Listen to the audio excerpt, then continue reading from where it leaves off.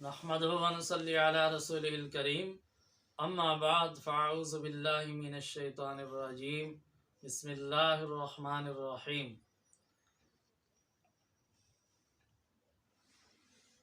حضرت خولہ رضی اللہ تعالی عنہ نے حضرت عمر رضی اللہ تعالیٰ عنہ کو تقوی کی وصیت فرمائی۔ سیدنا حضرت عمر رضی اللہ تعالیٰ عنہ ایک مرتبہ سفر پر تشریف لے جا رہے تھے۔ صحابہ کرام رضوان اللہ علیہم اجمعین کا لشکر آپ کے ساتھ تھا۔ تو حضرت عمر رضی اللہ تعالیٰ عنہ گھوڑے پر سوار تھے۔ ایک بوڑھی عورت لاٹھی کا سہارا لیتی ہوئی آگے بڑھی اور حضرت عمر رضی اللہ تعالیٰ عنہ کا راستہ روک لیا اور آپ رضی اللہ تعالیٰ عنہ کے گھوڑے کی لگام پکڑ لی اور حضرت عمر رضی اللہ تعالیٰ عنہ کو ارشاد فرمایا، عمر، میں نے آپ کی زندگی کے 3 دور دیکھے ہیں۔ ایک وہ دور تھا جب آپ اونٹ چرایا کرتے تھے اور آپ کو اونٹ چرانے بھی نہیں آتے تھے، آپ کے اونٹ بھوکے واپس آ جاتے تھے اور آپ کے والد آپ پر غصہ فرماتے تھے۔ اور دوسرا دور وہ میں نے دیکھا کہ جب ابو جہل نے منع کر دیا تھا کہ میرے علاوہ کسی کو عمر کہنے کی اجازت نہیں ہے، تو آپ کو گھر والے اس وقت عمر نہیں کہتے تھے بلکہ عمیر کہتے تھے، کیونکہ ابو جہل کا نام بھی عمر تھا اور آپ رضی اللہ تعالیٰ عنہ کا نام بھی عمر تھا۔ تو ابو جہل نے روک دیا کہ اسے عمر کہنے کی اجازت نہیں ہے، تو اسی لیے آپ رضی اللہ تعالیٰ عنہ کو گھر والے عمیر کہتے تھے۔ فرمایا ایک دور میں نے آپ کا وہ دیکھا کہ آپ کو لوگ عمیر کہتے تھے، اور ایک دور آج دیکھ رہی ہوں کہ آج لوگ آپ کو نہ عمر کہتے ہیں نہ عمیر کہتے ہیں بلکہ امیر المومنین کہتے ہیں۔ اللہ نے آپ کو امیر المومنین بنا دیا ہے۔ امیر المومنین بننا آسان ہے لیکن بندوں کے حقوق ادا کرنا مشکل ہے۔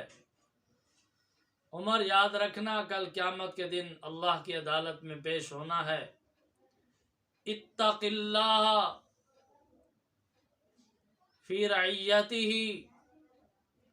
رعیت کے بارے میں اللہ سے ڈرنا، تقوی اختیار کرنا، خوف خدا اختیار کرنا اور حقوق العباد کی پوری کوشش کرنا ادا کرنے کی۔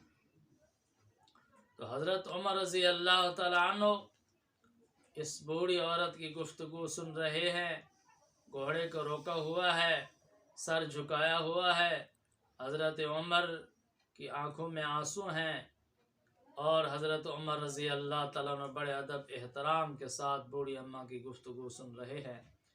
تو صحابہ کرام رضی اللہ تعالیٰ عنہ نے دیکھا کہ بہت وقت گزر چکا ہے، امیر المؤمنین کو ایک بوڑھی عورت نے روکا ہوا ہے، تو انہوں نے اشارہ کیا بوڑھی اماں کو کہ مہربانی کریں راستہ چھوڑ دیں، تکلیف ہو رہی ہے امیر المومنین کو اور آپ کے لشکر کو۔